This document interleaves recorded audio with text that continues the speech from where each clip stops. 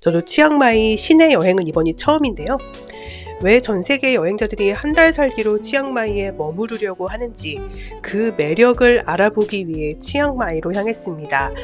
사실 총 4박 5일을 머물렀는데요. 첫 2박 3일은 태국 관광청에서 만든 일정으로 진행을 했습니다. 그래서 혹시 이 동선을 참고해서 여행하실 분들을 위해서 첫 2박 3일은 일정 순으로 소개를 하고요. 제가 내돈내산으로 예약한 2곳의 호텔을 포함한 총 3곳의 숙소는 영상 뒷부분에 같이 소개해 드릴게요. 저는 여행산업과 소비자를 연결하는 미디어 히치하이커 대표 김다영입니다. 우선 치앙마이 시내에 도착해서 제일 먼저 향한 곳은 올드타운의 크리에이티브 디스트릭트로 불리는 창모이 거리입니다. 한국에서는 라탄 거리로 많이 알려진 곳이에요. 근데 여기가 지금 막 그 로컬들 사이에서 떠오르는 거리라고 하는데, 잠시 이제 자유시간이 주어져서 혼자 커피숍에 들렀습니다. 깔끔한 인테리어에 자체 로스팅한 원두로 다양한 방법으로 커피를 내려주는 전문적인 카페였어요. 잠시 더위를 식히고 저도 라탄 가게 좀 구경하다가 예쁜 쟁반을 득템했습니다. 참, 요 라탄 가게 옆에 쿤잭이라는 옷 가게가 굉장히 퀄리티가 높더라고요. 직접 디자인해서 만드는 옷과 자파를 판매하는 숍인데, 치앙마이에서만 살 수 있는 것들을 찾으신다면 요 집 가보시면 좋습니다. 점심은 미슐랭 맛집인 부사린에서 먹었는데요. 여기가 의외로 한국에 아직 알려지지 않았더라고요.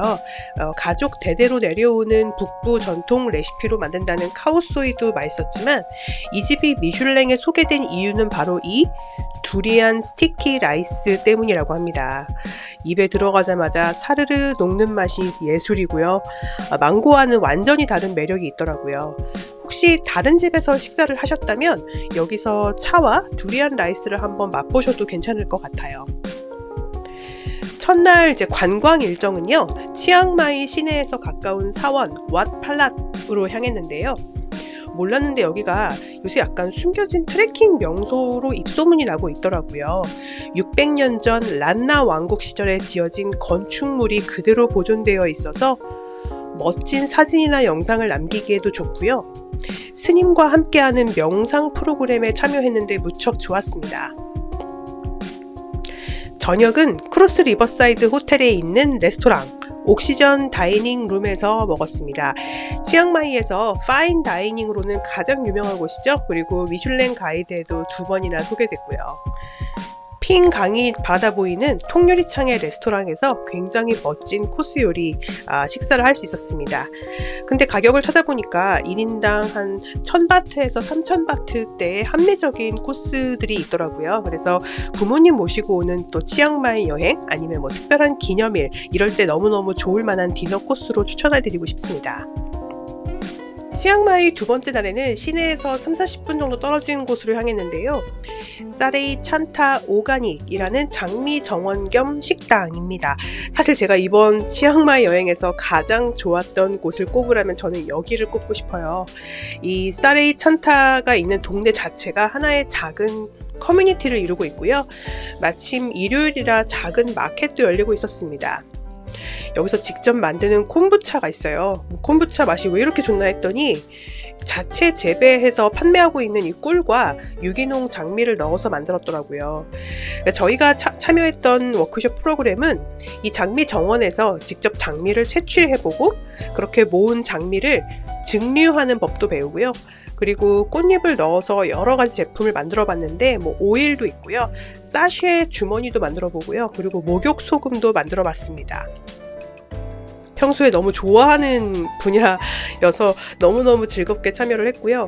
평소에도 여기서 각종 이런 체험들을 진행을 한다고 해요. 그리고 그 비건식으로 만들어진 점심 식사로 너무 예쁘게 꾸며진 김밥 세트가 나왔는데, 이게 여기 시그니처 메뉴랍니다. 그래서 정말 맛있게 먹었고요. 여기서만 살 수 있는 말린 장미차 그리고 꿀도 한아름 샀고요. 이 근처에 진짜 예쁜 옷가게가 있어요. 그래서 직접 제작하는 새 옷과 중고 구제 옷을 같이 팔고 있는 집이거든요. 혹시 여기 사레이 찬타 오신다면 이 옷가게도 한번 체크해 보세요. 저도 가격이 너무 저렴해가지고 또 지갑을 열었습니다. 이번에는 치앙마이 남쪽에 있는 람푼 지방으로 향했습니다. 보통 람푼 가실 때 가장 람푼에 가는 이유로 꼽는 건 바로 이 사원 와프라탓에 가시기 위해서입니다. 이 사원에서 가장 눈길을 끌었던 건 이 색색으로 매달린 아름다운 등인데요. 러이크라똥 축제 기간에는 태국 최고의 장관이 바로 이곳에서 펼쳐지기 때문에 람푼은 보통 그 시기에 많이 온다고 하죠. 하지만 낮에 와도 충분히 아름답더라고요. 그래서 멋진 인증샷들 많이 남길 수 있었습니다. 특히 이 등 모양 자세히 보시면 치앙마이 여행하셨던 분들은 아마 시내 가게 앞에 많이 걸려있는 거 보셨을 거예요. 저희가 또 이 등을 직접 만들어보는 워크숍에 참여하기도 했을 정도로 태국 북부에서 이 등이 굉장히 상징적인 의미가 있다고 하네요. 둘째 날 마무리는 아난타라 리조트의 자오핑 리버 크루즈에서 저녁 식사로 마무리를 했는데요. 이게 이제 여러 대교를 느긋하게 지나면서 저녁 식사를 즐기는 크루즈 디너입니다. 그래서 1인당 2,400바트 정도라고 하는데 이게 사실은 225인승 크루즈인데 같은 날 4명만 예약을 해도 진행이 된다고 해요. 그래서 여행 마무리로 한번 이렇게 럭셔리한 크루즈 디너 즐겨보는 것도 굉장히 좋을 것 같다는 생각을 했습니다. 운이 좋게도요, 이날이 일요일이었습니다. 치앙마이는 무조건 일요일을 껴서 와야 된다고들 하죠. 바로 그 이유가 이곳입니다. 썬데이 나이트 마켓 때문인데요. 치앙마이 최대 규모의 야시장이고요. 직접 생산한 제품들이 많기 때문에 살만한 아이템이 굉장히 많은 것으로 유명한 야시장입니다. 저도 이런저런 선물들 득템하면서 짧은 야시장 구경을 즐겼습니다. 마지막 3일차 핵심 일정은 스튜디오 네나에서 인디고 염색 워크숍에 참여한 건데요. 이 스튜디오 네나는 영국에서 이곳 치앙마이로 건너와서 벌써 수십 년째 이 천연 염색에 매진해서 딸과 함께 운영하고 있는 이 패브릭 디자이너분의 스튜디오인데요. 많이들 가시는 님만 해민에 부티크 숍이 있으니까요. 제품은 거기서 사실 수 있습니다.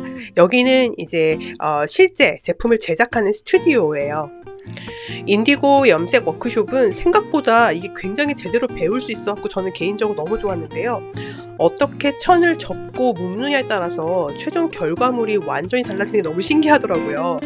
저도 선생님한테 배운 내용을 토대로 약간의 응용을 발휘해가지고 파도 치는 바다를 한번 표현해 보았습니다.